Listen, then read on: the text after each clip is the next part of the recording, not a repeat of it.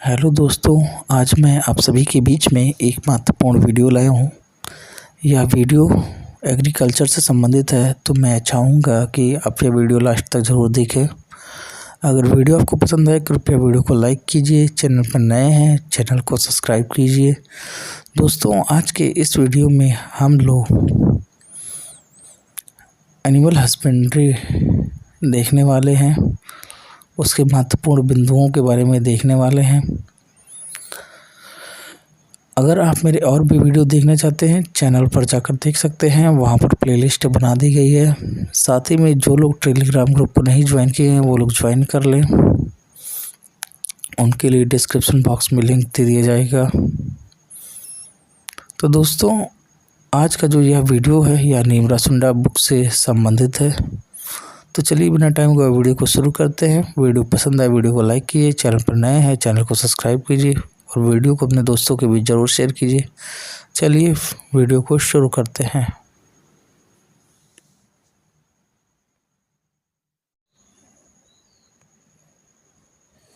पशु उत्पादन, animal husbandry. तो भारत में कुल पशुधन जनसंख्या कितना है? तो 2019-20 के आंकड़े के अनुसार 535.78 मिलियन है। और भारत में विश्व पशुधन की हिस्सेदारी कितनी है? विश्व में जितना भी पशुधन है भारत में कितना परसेंट रहता है? तो 15%। और भारत में मवेशियों की आबादी कितनी है? तो 25 मिलियन से जो है अधिक है। और भैंस की आबादी कितनी है भारत में? तो 84 मिलियन है। और मवेशियों की बीमारी जो मनुष्य को लग जाती है, कौन सी बीमारी मवेशियों की है जो मनुष्य को लग जाती है? तो एंथ्रेक्स है। और मिल्क डे कब सेलिब्रेट किया जाता है? तो 26 नवंबर को सेलिब्रेट किया जाता है। किसके जन्मदिन पे किया जाता है? तो डॉक्टर वर्गीस कुरियन के जो है जन्मदिन पर किया जाता है। और इनको क्या कहा जाता है? तो फादर ऑफ व्हाइट रेवोल्यूशन कहा जाता है।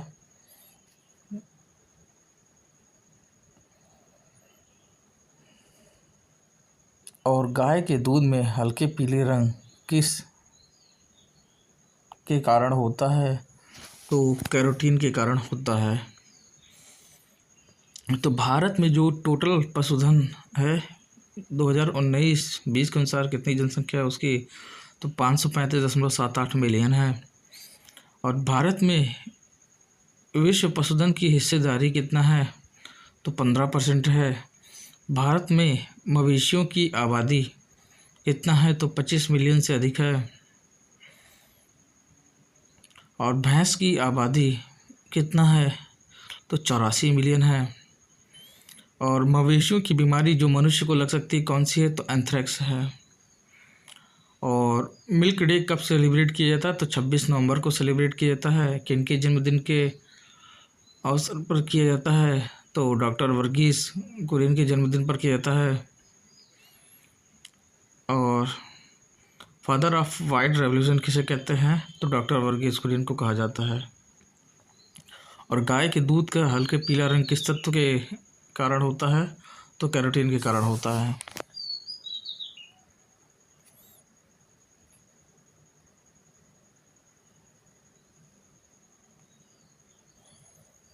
और दूध में किसकी उपस्थिति के कारण सफ़ेद रंग होता है? तो दूध में कैसीन की उपस्थिति के कारण जो है सफ़ेद रंग होता है। दूध में कैसीन पाया जाता है इसलिए वह सफ़ेद रंग का होता है। और दूध का कार्बोहाइड्रेट या शर्करा घटक है, तो दूध का कार्बोहाइड्रेट या शर्करा जो घटक है वो लैक्टोज होता है। और दूध में किस तत्व की कमी पाई जाती है? तो दूध में देखो आयरन की कमी पाई जाती है। और दूध में जो है विटामिन सी भी जो है उसकी भी कमी पाई जाती है। और दुग्ध उत्पादन अधिकतम है, तो दुग्ध उत्पादन में अधिकतम जो है उत्तर प्रदेश है। और दुग्ध उत्पादन में जो है दूसरे स्थान पर कौन सा राज्य है? तो राजस्थान है। कुछ समय के लिए ये दोनों चेंज हुए थे लेकिन अब वापस से हो गए हैं। और दूध में जो है वसा के ग्लोब्यूल्स किस रूप में होते हैं? तो दूध में वसा के ग्लोब्यूल्स जो है ये पायस इमल्सन रूप में होते हैं। और दूध में मौजूद प्रोटीन किस रूप में होता है, तो कोलाइडल रूप में होता है। और लैक्टोज और मिनरल्स दूध में मौजूद होते हैं, तो लैक्टोज और मिनरल दूध में जो है घोल के रूप में मौजूद होते हैं। और दूध जो है कमज़ोर स्रोत है। दूध किसका कमज़ोर स्रोत है, तो आयरन और विटामिन सी का कमज़ोर स्रोत है। और भारत में किसके उत्पादन में पहले स्थान पे है, तो कालीन ऊन जो है उत्पादन में पहले स्थान पे है। तो दूध में जो है किसकी उपस्थिति के कारण सफ़ेद रंग का होता है, तो कैसीन की उपस्थिति के कारण सफ़ेद रंग का होता है। दूध का कार्बोहाइड्रेट या शर्करा घटक है, तो लैक्टोज है। और दूध में किस तत्व की कमी के होती है, तो आयरन की कमी होती है। और दुग्ध उत्पादन में अधिकतम में कौन सा राज्य है जो अधिकतम दूध उत्पादन करता है, तो उत्तर प्रदेश है। और दूसरे स्थान पे कौन है, तो राजस्थान है। और वसा में नहीं, दूध में जो वसा ग्लोब्यूल्स है किस रूप में पाया जाता है, तो दूध में जो वसा ग्लोब्यूल्स है ये पायस रूप में होता है, इमल्सन रूप में। और दूध में मौजूद प्रोटीन किस रूप में पाया जाता है, तो दूध में जो मौजूद प्रोटीन है वो कोलाइडल रूप में होता है। और लैक्टोज और मिनरल दूध में मौजूद होते हैं, तो लैक्टोज और मिनरल जो है दूध में घोल के रूप में मौजूद होते हैं। और दूध जो है कमज़ोर स्रोत है, तो दूध किसका कमज़ोर स्रोत है, तो आयरन और विटामिन सी का कमज़ोर स्रोत है। और भारत जो है किसके उत्पादन में पहले स्थान पे है, तो भारत जो है कालीन ऊन उत्पादन में जो है पहले स्थान पर है।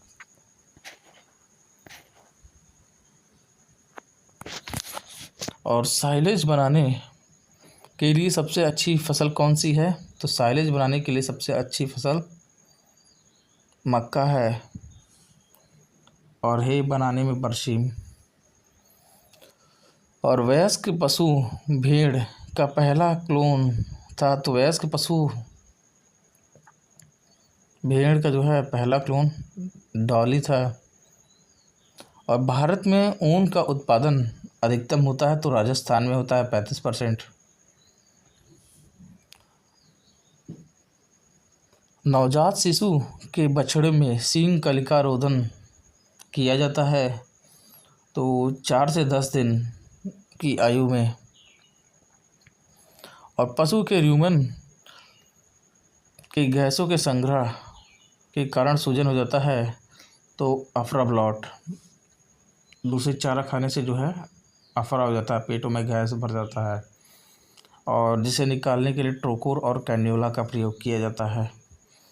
और गाय के कोलेस्ट्रम में प्रोटीन कितना होता है, तो 17.8% होता है।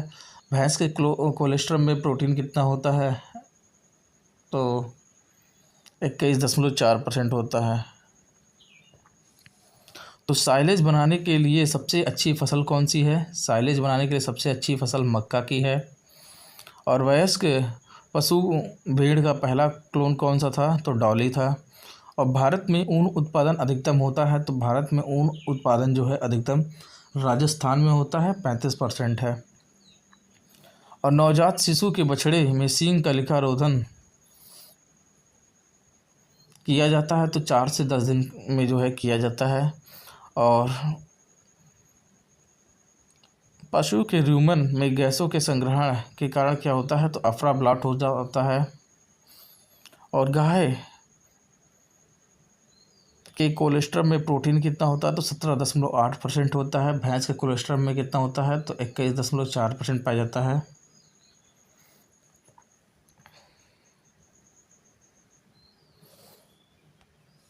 आमतौर पर जुगाली करने वाले पशुओं के पेट में जो है 4 भागों में विभक्त रहता है, जिसमें जैसे मवेशी हो गया, भेड़ हो गया, बकरी हो गया, हिरन हो गया, ऊँट।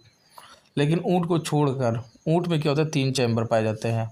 ऊँट जुगाली तो करता है, लेकिन उसके पेट में 3 चैम्बर होते हैं।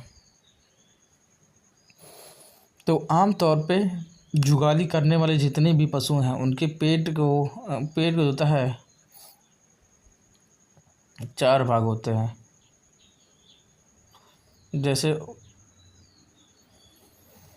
Rumen, reticulum, omasum, ओवोमेजम। लेकिन ऊँट में जो है 3 चैम्बर पाए जाते हैं। और दूध जो है कैल्शियम फास्फोरस का समृद्ध स्रोत है और विटामिन ए का जो है उत्कृष्ट स्रोत है। दूध किसका समृद्ध स्रोत है? तो कैल्शियम फास्फोरस का समृद्ध स्रोत है और विटामिन ए का उत्कृष्ट स्रोत है। और विश्व में दुग्ध उत्पादन में, कुल भैंस ऊन उत्पादन में और कुल पशु उत्पादन में भारत का स्थान पहला है। विश्व में जितना दुग्ध उत्पादन होता है उसमें कुल भैंस ऊन उत्पादन और कुल पशु उत्पादन में जो है पहला स्थान है।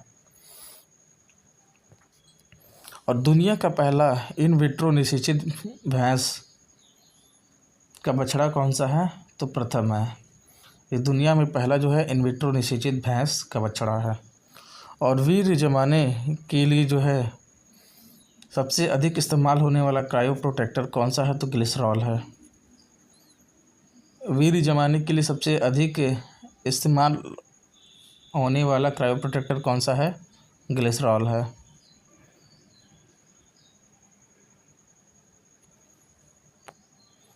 और कोलेजन त्वचा संयोजी ऊतकों का मुख्य प्रोटीन है। तो कोलेजन क्या है? तो त्वचा या संयोजी ऊतकों का मुख्य प्रोटीन है। अब पशुओं में प्रकाश रिसेप्टर वर्णक होता है तो मेलानिन होता है। और नर बच्ची यानी कि कैनाबैलिज्म प्रभृति मुर्गियों में देखी जाती है तो सोडियम क्लोराइड की जो है कमी के कारण जो है देखा जाता है। नर बच्ची वाला यानी कि कैनाबैलिज्म प्रभृति की मुर्गियाँ देखी जाती हैं।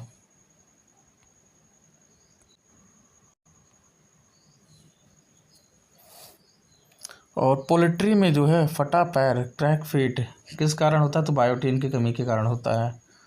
पोल्ट्री में फटा पैर क्रैक फीट किसके कारण होता है? तो बायोटीन की कमी के कारण होता है। और डेगनाला और एल्कली रोग किसकी विषाक्तता के कारण होता है? तो सेलेनियम के कारण होता है। डेगनाला और एल्कली रोग किस विषाक्तता के कारण होता है? तो सेलेनियम के कारण होता है। क्रेजी चिक रोग किसकी कमी के कारण होता है? तो विटामिन ई की कमी के कारण होता है। और पोल्ट्री की नस्ल में जो बॉयलर उद्देश्य के लिए उत्कृष्ट कौन सा? तो प्लायमाउथ रैक है। और एक गर्भवती गाय में गर्मी नहीं आती है तो कार्पस लूटियम की उपस्थिति के कारण। तो क्रेजी चिक रोग किस कमी के कारण होता है? Vitamin E. और पोल्ट्री की नस्ल जो बॉयलर के उद्देश्य के लिए उत्कृष्ट है प्लायमाउथ रैक है। और एक गर्भवती गाय जिसमें गर्मी नहीं आती है कार्पस लूटियम की उपस्थिति के कारण।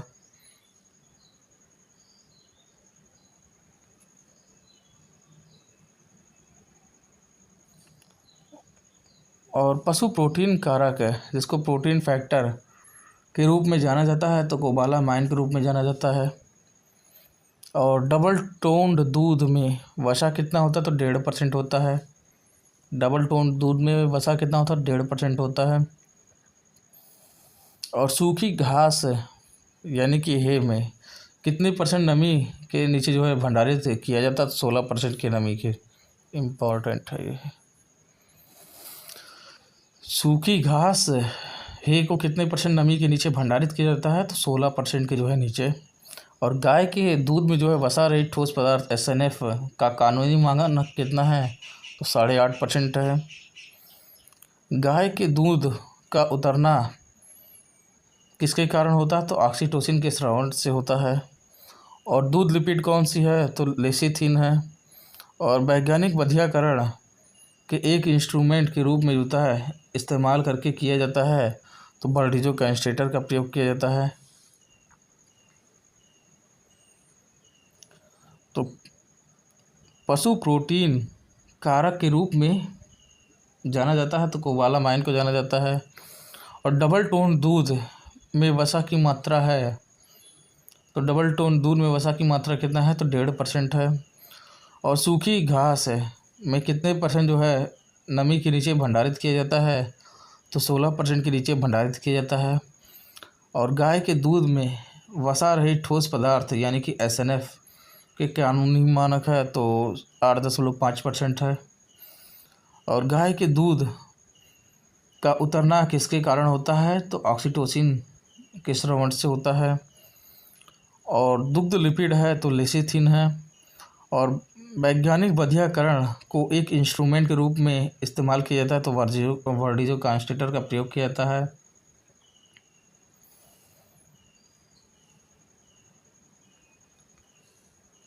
और पोल्ट्री का केवल आवश्यक फैटी एसिड होता है तो लिनोलिक एसिड होता है। और ग्लूकोज प्लस ग्लूकोज मिलकर किसका निर्माण होता है तो माल्टोज का निर्माण होता है। ग्लूकोज प्लस फ्रक्टोज मिलकर किसका निर्माण होता है तो सुक्रोज का निर्माण होता है। और ग्लूकोज प्लस गैलेक्टोज मिलकर किसका निर्माण होता है तो लैक्टोज जो कि दुग्ध शर्करा है उसका निर्माण होता है। और सल्फर युक्त विटामिन कौन से हैं तो थायमिन और बायोटीन है।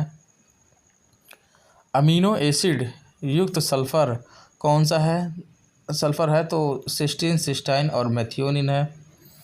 युवा बछड़ों में घातक सेप्टिसीमिया को रोकने के लिए सबसे अच्छा तरीका यह सुनिश्चित करना कि उन्हें मिले कोलेस्ट्रम। और जुगाली करने वाले पशुओं के पेट में सबसे बड़ा हिस्सा कौन सा है तो र्यूमेन का है। और दूध का क्वथनांक कितना है तो 100.17 डिग्री सेल्सियस है। पोल्ट्री का केवल आवश्यक फैटी एसिड होता है तो लिनोलिक एसिड होता है। ग्लूकोज प्लस ग्लूकोज मिलकर किसका निर्माण होता है तो माल्टोज। जब दो ग्लूकोज मिलेंगे तो माल्टोज का निर्माण होगा। जब ग्लूकोज प्लस फ्रक्टोज मिलेंगे तो सुक्रोज का निर्माण होगा। और जब ग्लूकोज प्लस गैलेक्टोज मिलेंगे तो लैक्टोज का निर्माण होगा। तो जब दो ग्लूकोज मिलेंगे माल्टोज, ग्लूकोज प्लस फ्रक्टोज मिलेंगे सुक्रोज, और ग्लूकोज प्लस गैलेक्टोज मिलेंगे तो लैक्टोज जो कि दुग्ध शर्करा है। और सल्फर युक्त विटामिन कौन सा है तो थायमिन और बायोटीन है। अमीनो एसिड युक्त सल्फर कौन सा है तो सिस्टीन, सिस्टाइन और मेथियोनिन है। युवा बछड़ों में घातक सेप्टिसीमिया को रोकने का सबसे अच्छा तरीका यह सुनिश्चित करना है कि उन्हें क्या मिले कोलेस्ट्रम मिले। और जुगाली करने वाले पशुओं के पेट का सबसे बड़ा हिस्सा कौन सा है तो र्यूमेन है। और दूध का क्वथनांक कितना है तो 100.17 डिग्री सेल्सियस है।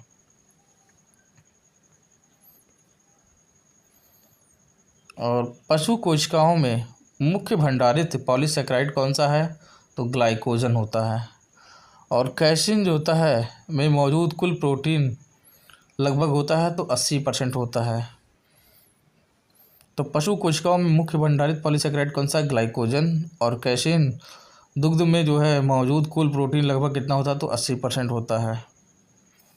और दूध में जो होता है सबसे परिवर्तनशील घटक कौन सा है तो दूध में जो सबसे परिवर्तनशील घटक है वो है वसा। और डीहॉर्निंग की प्रक्रिया के लिए रसायन कौन सा है तो कास्टिक पोटास का प्रयोग किया जाता है।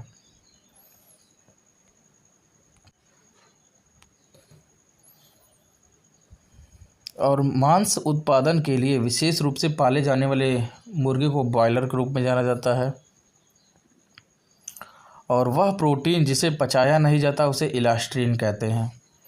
वह प्रोटीन जिसे पचाया नहीं जाता उसे इलास्ट्रीन कहते हैं। और जो ऑक्सलेट विषाक्तता के उपचार के लिए उपयोग किया जाता है कैल्शियम कार्बोनेट होता है। और ताज़ा निकाले गए दूध का पीएच कितना होता है तो 6.5 से 6.7 होता है। और वह रोग जिससे जानवर मृत बछड़ों को जन्म देते हैं कौन सा है तो ब्रूसिलियोसिस है। तो दूध में सबसे अधिक परिवर्तनशील घटक कौन सा है वसा है। और डीहॉर्निंग की प्रक्रिया के लिए रसायन कौन सा है तो कास्टिक पोटास है। और मांस उत्पादन के लिए विशेष रूप से पाले जाने वाले मुर्गे को किस रूप में जाना जाता है तो बॉयलर के रूप में। वह प्रोटीन जिसे पचाया नहीं जा सकता है तो इलास्ट्रीन है। और जो ऑक्सलेट की विषाक्तता के लिए उपचार के लिए उपयोग किया जाता है कौन सा कैल्शियम कार्बोनेट है। और ताज़ा निकाले गए दूध का पीएच मान कितना होता है तो 6.5 to 6.7 होता है। वह रोग जिसमें जानवर मृत बछड़े को जन्म देते हैं ब्रूसिलियोसिस के नाम से जाना जाता है। पोल्ट्री में मैग्नीज की कमी से होता है तो पैरोसिस बीमारी होती है। और पैराक्टोसिस किसके कमी से होता है तो जिंक की कमी से होता है। और वसा के ऑक्सीकरण को कहा जाता है तो वसा के ऑक्सीकरण को बीटा ऑक्सीडेशन कहते हैं। और वह प्रोटीन जो पानी में घुलनशील होता है तथा गर्मी में स्कंदित हो जाता है क्या कहलाता है तो एल्ब्यूमिन कहलाता है। तो पोल्ट्री में जो होता है मैग्नीज की कमी से होता है तो पैरोसिस नामक जो है बीमारी पैदा होती है। और पैराक्टोसिस यानी कि किसकी कमी से होता है तो जिंक की कमी से होता है। और वसा के ऑक्सीकरण को कहा जाता है, तो वसा के ऑक्सीकरण को क्या कहते हैं तो बीटा ऑक्सीकरण कहते हैं। और प्रोटीन जो पानी में घुलनशील है और गर्मी में स्कंदित हो जाती है, कौन सी है तो एल्ब्यूमिन है। और पास्चुराइजेशन, अब तो यह जो है सभी रोगजनक को मारने के लिए किया जाता है और अधिकतम जो है गैर रोगजनक बैक्टीरिया जैसे क्लोस्ट्रीडियम बोटुलिनम के लिए। इसमें क्या होता है 3 तरीके आते हैं। एक कम तापमान लंबे समय तक यानी कि low temperature long time LT विधि। इसमें क्या होता है 30 मिनट के लिए 61 से 63 डिग्री सेल्सियस तापमान पर रखते हैं।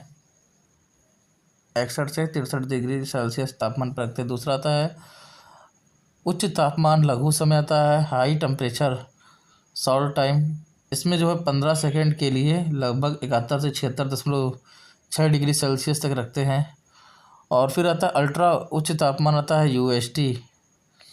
इसमें 148 डिग्री सेल्सियस पर जो है 1 से 5 सेकेंड तक या 149 डिग्री सेल्सियस तक 0.5 सेकेंड तक के लिए रखते हैं। और इसके बाद 10 डिग्री सेल्सियस या उससे नीचे तापमान पर जो ठंडा करते हैं।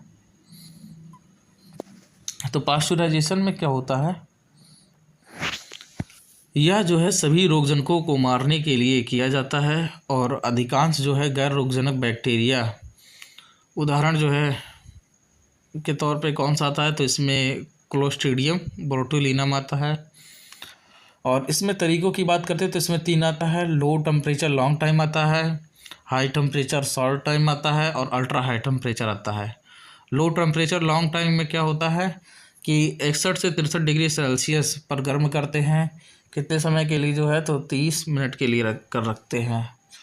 और हाई टेम्परेचर शॉर्ट टाइम में क्या होता है तो इसमें जो है 71 से 76.6 यानी कि 71 to 76.6 डिग्री सेल्सियस तापमान पर जो है 15 सेकंड के लिए गर्म करते हैं।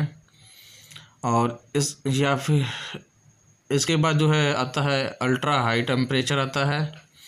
तो इसमें 148 डिग्री सेल्सियस पे जो है 1 से 5 सेकंड या फिर 149 डिग्री सेल्सियस पर जो होता है 0.5 सेकंड के लिए जो होता है गर्म करते हैं।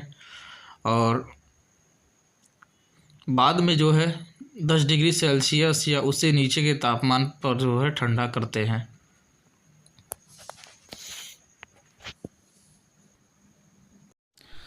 तो दोस्तों ये था आज का वीडियो। अगर वीडियो आपको पसंद आए तो कृपया वीडियो को लाइक कीजिए। अगर चैनल पर नए हैं तो चैनल को सब्सक्राइब कीजिए। मिलते हैं हम आपसे अगले वीडियो में, तब तक के लिए टाटा बाय बाय।